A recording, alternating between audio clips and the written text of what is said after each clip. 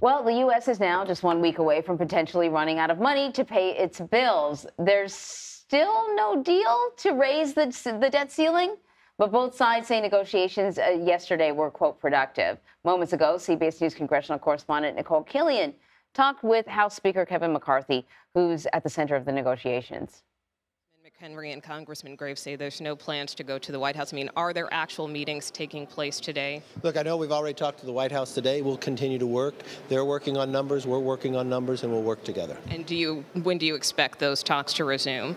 Well, we continue to talk the whole time. There's work that if we're not together talking, we're working on our different ideas that we talked about, try to work the solutions together. I mean, we're 1 week away from that X date. Do you have to have some type of agreement in place by the end of today? Look, I think we needed an agreement a long time ago. I've told you that. That's why I sat with the president on February 1st. You can't get those 97 days back that he just would never talk to anybody, and not until we finally got to be able to have negotiations just a couple weeks ago. So our time frame shorter.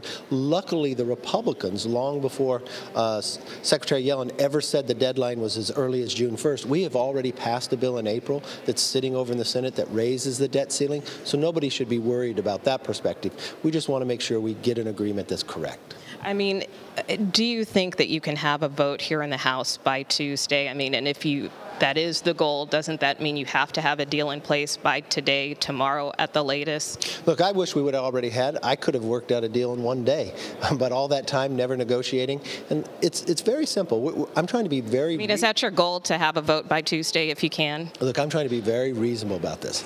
We have to spend less this year than we spent last year. We should cut red tape so we can build things in America again. We should save money that we appropriated, like in COVID funds that have sat there for 2 years. Those should come back. We should help people get back into the workforce, so we help the supply chain, make us less dependent upon China. That means work requirements. So these are very simple things that we can actually get a solution on. The White House knows where we are. We've never changed our position the whole time. We've passed a bill that says a lot of this. They know where to work from. I think are you still like 10-year budget caps? Or are you willing to come down on that length? I looked at all this place. I tried to grab, when the Democrats wouldn't talk to us, when we put our bill together, I tried to grab ideas, the conservative ideas that Democrats had, right? Senator Biden voted for work requirements. Joe Manchin says cap government at 1% going forward.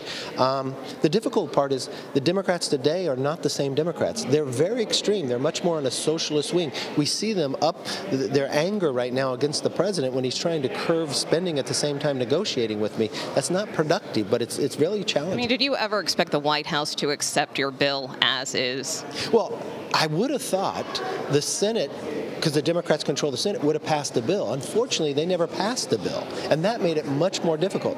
I would have expected the White House to negotiate with us, especially if they weren't going to pass a bill. We passed a bill. That's how government works. The House passed something, the Senate has not, so you have to negotiate. But to deny negotiation for 97 days, that has really... The White House would argue their position has been clear for 97 days that they wanted a clean up or down increase on the debt ceiling. Yeah, but that's never going to pass. So if that was never going to pass, why would you hold that?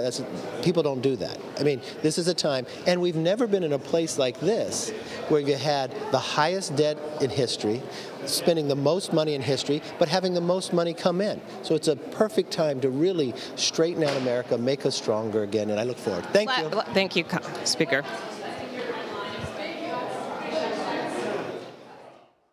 All right, that was Nikole Killion there speaking to the House Speaker Kevin McCarthy. At 11 a.m. Eastern, we'll take you to the White House, where we'll hear from the Deputy Director of the National Economic Council.